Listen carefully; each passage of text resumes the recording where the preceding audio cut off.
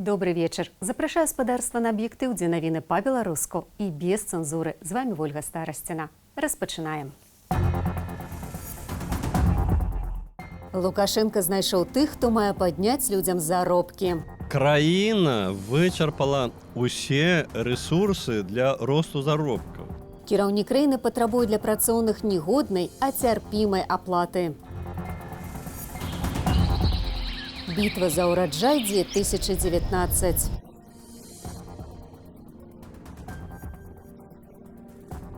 Колькі жніва ўжо сабралі, ды колькі грошай уклалі ў сельскую гаспадарку. Паспрабуем раскрыць дзяржаўную таямніцу.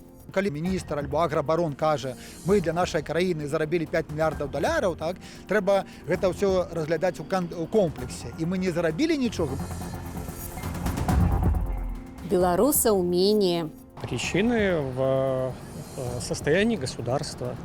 Насельніцтва краіны за паўгода скарацілася на 19 тысячаў. Куды падзеўся народ? Хто ж з'язджае, хто памірае.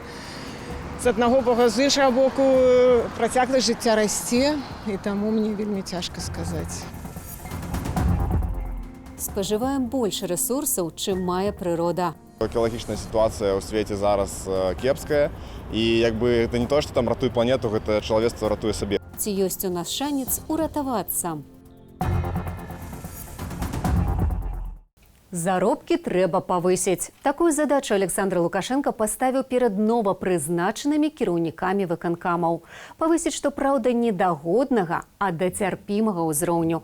На годным жа ўзроўні кіраўнік краіны запатрабаваў правесці выбары. З якімі задачамі здатныя справіцца чыноўнікі? Павысіць даходы або адсоткі на выбарах? Разбіраўся Вітаў Ціўчык. 12 старшыняў райвыканкамаў і яшчэ шэраг новых пасадоўцаў. Лукашенко прыняў новыя кадравыя рашэнні. Прыняў і адразу раздаў указанні. Все-таки выборы. Надо обратить внимание руководителей всех, что зарплата – это святое. Это основной источник дохода нашего населения. Ее надо выплачивать вовремя, и обеспечить рост. Постарайтесь сделать все, чтобы эта заработная плата была, если недостойной, везде это не сделаешь, терпимой. Зрэшты, калі давяраць афіцыйнай статыстыцы, заробкі ў Беларусі растуць. Гэтак, паводле Белстату, сярэдні намінальны заробак у чэрвені склаў больш за 1080 рублёў. З пачатку года заробкі выраслі амаль на 8%, а прадукцыйнасць працы толькі дзесьці на 1,5%. То бок, як мінімум у 5 разоў зараз заробкі растуць хутчэй, чым прадукцыйнасць працы. Александр Ярашук дадае, такое неабгрунтаванае павышэнне выплатаў пагражае інфляцыяй. Што да звароту Лукашэнкі да мясцовых уладаў, то апошнія працадаўцамі не з'яўляюцца. Может, они поднимут для себя, для чиновников, для банкиров, для МВД, для силовых структур.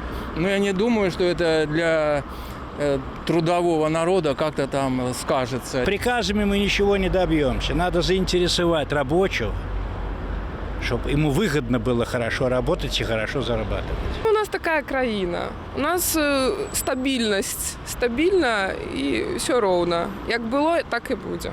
Александр Ярашук нагадвае, без рэфармавання эканомікі сапраўды вялікага скачку заробкаў чакаць не выпадае. Краіна вычарпала усе рэсурсы для росту заробкаў. Таму яны 10 апошніх гадоў вось і вагаюцца каля гэтай магічнай лічбы 500 даляраў ці зараз 1000 рублёў. І не туды, і не сюды. Крыху больш, крыху менш. Прамаўляючы ж да мясцовых чыноўнікаў, Лукашенко таксама паставіў яшчэ адну задачу – годна правесці сёлетнюю парламенцкую, а таксама запланаваную на лета прэзідэнцкую кампанію. Партийных органов у нас нет, КПСС нет, то есть отдельно политикой заниматься некому. Поэтому все сосредоточено в ваших руках на месте. Ад 1996 года дэмакратычныя краіны Захаду рабілі выснову, што на ніводных выбарах у Беларусі галасы сумленна не лічыліся. То навошта ў такім разе патрэбная перадвыбарчая рыторыка пра павышэнне заробкаў? Какой-то порядок, в каких-то рамках все-таки надо находиться. Поэтому не случайно он все время рассуждает о демократии, и это общий принцип. Але нягледзячы на рыторыку, сёлета, паводле палітолага, на фоне нядаўніх выбараў ва ўкраіне беларусы асабліва выразна адчуюць сутнасць выбарчага працэсу ў Беларусі. Маўляў, і без спецыялістаў людзі ўсё зразумеюць, дзе сапраўдныя выбары, а дзе імітацыя. Вітаўт Ціўчык, Белсат. Поўнаю хадою ідзе бітва за ўраджай або за лічбы. Кіраўнік краіны загадвае, колькі зерня сабраць. Падлічылі мы разам з экспертамі, колькі нам каштуе ўраджай. Зарабляем мы на дзяржаўнай сельскай гаспадарцы ці трацім. Лічбы і высновы у Александра Папко. 7 мільёнаў тонаў зерня. Такі ўраджай, паводле Александра Лукашэнкі, мусяць сабраць беларускія сяляне. Гэта на 1 мільён тонаў менш, чым пазалетась, але на 1 мільён тонаў больш, чым у неўрадлівым минулым годзе. Я положил план у главы администрации это на контроле. И жестко будем контролировать. Летась наша краіна продала харчоў на 5 мільярдаў долараў. Асноўны экспартны тавар, правда, не хлеб, а молоко. Выручка ад яго склала 2 мільярды. Але калі палічыць выдаткі, то можа аказацца, што наша краіна траціць больш, чым зарабляе. І Мясніковіч, і Міністэрства сельскай гаспадаркі казалі пра тое, што гэты сектар у апошнія 10 гадоў атрымаў амаль 50 мільярдаў даляраў падтрымкі ў розных формах. Гэта і прамыя датацыі, гэта і фінансаванне працэнтных ставак, гэта і, напрыклад, і льготныя цэны за рознага, напрыклад, за калійныя ўгнаенні, за азотныя ўгнаенні. Гэта субсідыі па сельскагаспадарчай тэхніцы. 5 гадоў таму бюджэт нашых аграрыяў складаў 750 мільёнаў долараў. На вёску ўрад выдаткоўваў больш, чым на адукацыю, медыцыну і нават абарону. Пасля крызісу 2015 года бюджэт АПК скараціўся ўтрая, а плынь крэдытаў перасохла нават раней. Ад 2010 до 2016 грошай стала ў 7 разоў менш. Прычына беднасці калгасаў не адсутнасць дзяржаўных грошай, а адсутнасць гаспадара, перакананы эканаміст Пётр Мігурскі. Когда в Беларуси половина телят идет в отход, когда Беларусь бы только за полгода имела бы 50 тысяч тонн мяса, и из-за того, что не сберегли телят, извините, ну какая может быть зарплата? 2 гады таму кожнае 4-е дзяржпрадпрыемства аграсектару было стратнае. Тады ўрад паабяцаў паставіць іх на ногі до конца 2019-го. У нас была практика прышпіліць калгасы да Нацыянальнага банку, да розных там прадпрыемстваў. Яна скончылась трагічна, таму што, ну ведаеце, калі табе прышпіляюць тое, што ты не можаш выкарыставаць, гэта як чамадан без ручкі. Прыватная ўласнасць на зямлю, прыватызацыя калгасаў, роўныя умовы для калгасаў і фермераў. Такія рашэнні, на думку Ярослава Романчука ды Пятра Мігурска, дазволілі б сялянам зарабляць самастойна. Во всем мире, там, где частная собственность на землю, она, значит, там перепроизводство продукции. У нас борьба за урожай. Пакуль улады змагаюцца за ўраджай, сярэдні заробак у аграсектары застаецца на траціну меншым, чым увогуле ў краіне, а маладыя з'язджаюць у гарады. За 20 гадоў вясковае насельніцтва Беларусі скарацілася на 40%. Александр Папко, Белсат. Чарговыя забароны беларускіх прадуктаў. Гэтым разам пад забаронай рассельгаснагляду аказаліся 3 прадпрыемствы. Яшчэ 10 трапілі пад узмоцнены лабараторны кантроль. На сайце ведомства паведамляюць, што ў ялавічных кансервах прадпрыемства Бетпак паўторна выявілі ДНК курыцы. У мясе птушак з вітконпрадукт расейцы паўторна знайшлі антыбіётыкі, а ў тварагу з маладзечанскага малочнага камбінату паўторна выявілі перавышэнне нормы дражджэй. З іншага боку, забарона на ўвоз у Расію знятая з прадуктаў гомельскага бялкова-тлушчавага камбінату. З умовай, што гэтыя прадукты выраблены не пазней за 29 ліпеня і маюць электрычны ветэрынарны сертыфікат.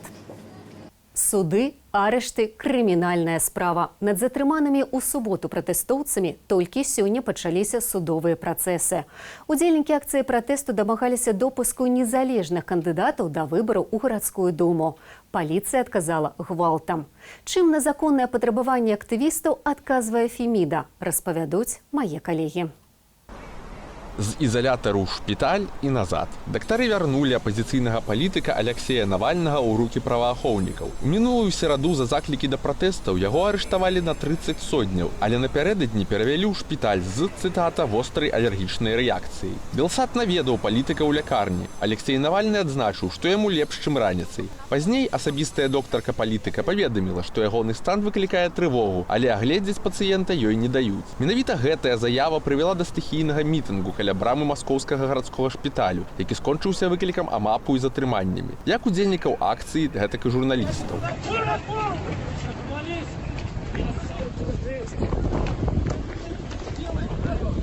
Уже сёння раніцай стала вядома, што доктару дазволяць аглядзець апазіцыянера, а ягоныя адзенні накіруюць на незалежную экспертызу. Очень много веществ, которые могут вызвать такую ситуацию. Сёння ў Маскве праходзяць суды над затрыманымі ў суботу удзельнікамі мітынгу за сумленныя выбары. Іх амаль 1500 чалавек. Сярод падсудных вядомыя расійскія апазіцыянеры. Дэпутат Ілля Яшын асуджаны на 10 содняў паводле абвінавачання ў парушэнні парадку арганізацыі мітынгу. Слуханні прызначылі ў розных судах гораду, і яны ідуць вельмі павольна. Гэтак былога дэпутата Дзяржаўнай думы Дмітрыя Гудкова адвакатка чакала больш за 5 гадзінаў.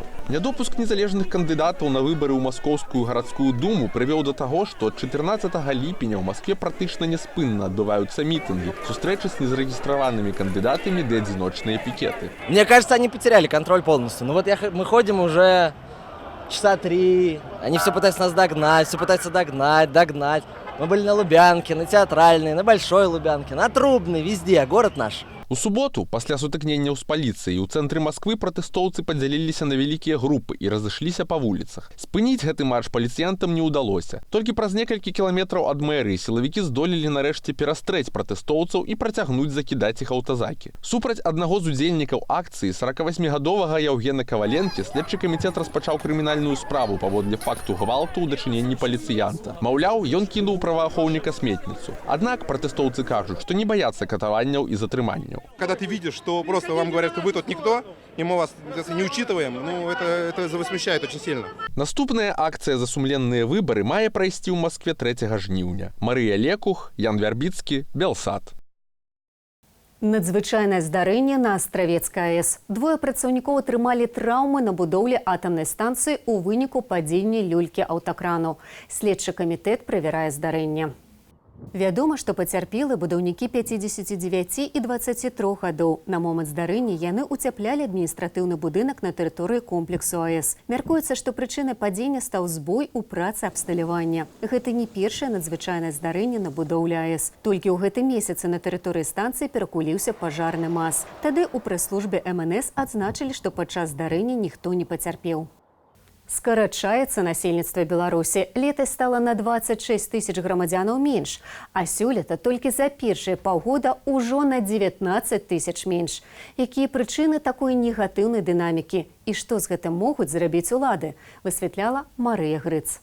Натуральная колькасць беларусаў зніжаецца з 96-го года. Сціплыя намаганні ўраду прыбавіць у немаўлятах плёну не далі, а мігрантаў да нас асабліва ніхто не запрашае. Паводле звестак Белстату, ад пачатку году мацней за ўсё прасела Віцебская вобласць. Там не далічыліся амаль 7 тысяч чалавек. Менш астатніх Менская, тут лічба зменшылася на 13 жыхароў. Хоць на гэтую разбежку моцна ўплывае і ўнутраная міграцыя. Змяняюцца ценнасці, змяняюцца прыярытэты у жанчын у тым ліку. Уменьшается количество денег у людей. Уровень жизни, да, у нас, так сказать, не на хорошем уровне.